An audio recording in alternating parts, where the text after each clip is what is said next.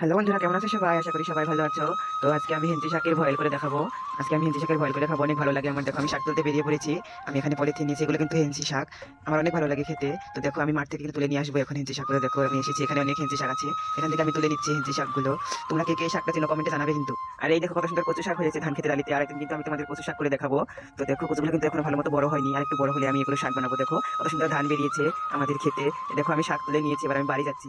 শাক তুলে নিয়ে এসে কিন্তু আমি ভালো করে এটাকে ধুয়ে নিয়েছিলাম জল দিয়ে। আর বন্ধুরা, তোমরা যারা শাক খেতে ভালোবাসো না বা পছন্দ করো না, তারা কিন্তু এই রেসিপিটা একবার হলে বাড়িতে বানিয়ে খাবে। কারণ এটা খেতে অনেকটাই সুস্বাদু হয়। বানিয়ে খেলে কিন্তু বারবার খেতে ইচ্ছে করবে। তো দেখো, আমি এখানে কড়াতে তেল দিয়ে দিয়েছি। তেলটা গরম হলে আমি এখানে পাঁচফোড়ন এবং কাঁচা লঙ্কা কেটে দিয়েছি। তোমরা চাইলে ফোড়নে কিন্তু পেঁয়াজ এবং রসুন ব্যবহার করতে পারো। আমি কিন্তু পেঁয়াজ রসুন দিইনি।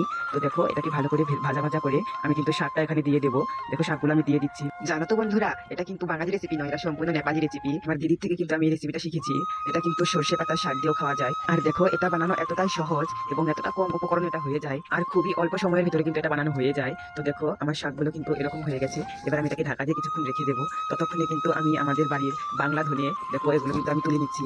আমি গোটা ধনেপাতা কুচি করে দিয়ে দেবো। আমার ধনেপাতা খেতে ভালো লাগে। তোমরা চাইলে কিন্তু ধনেপাতাটা অ্যাভয়েড করতে পারো। আমার যেহেতু বাড়িতেই ছিল এবং আমার ভালো লাগে, তাই আমি দিয়ে দিয়েছি। আর এই দেখো, শাকটা কিন্তু এখানে সেদ্ধ হয়ে গেছে। এবার একটু নাড়াচাড়া করে, যেটা হচ্ছে আমি এখানে জল অ্যাড করবো। তো দেখো বন্ধুরা, আমি এখানে জল অ্যাড করছি। এখানে কিন্তু জলটা একটু বেশি রাখলে ভালো হবে। একটু ঝোল ঝোল থাকলে খেতে ভালো লাগে। তো দেখো, আমি এখানে এতটুকু জল অ্যাড করেছি।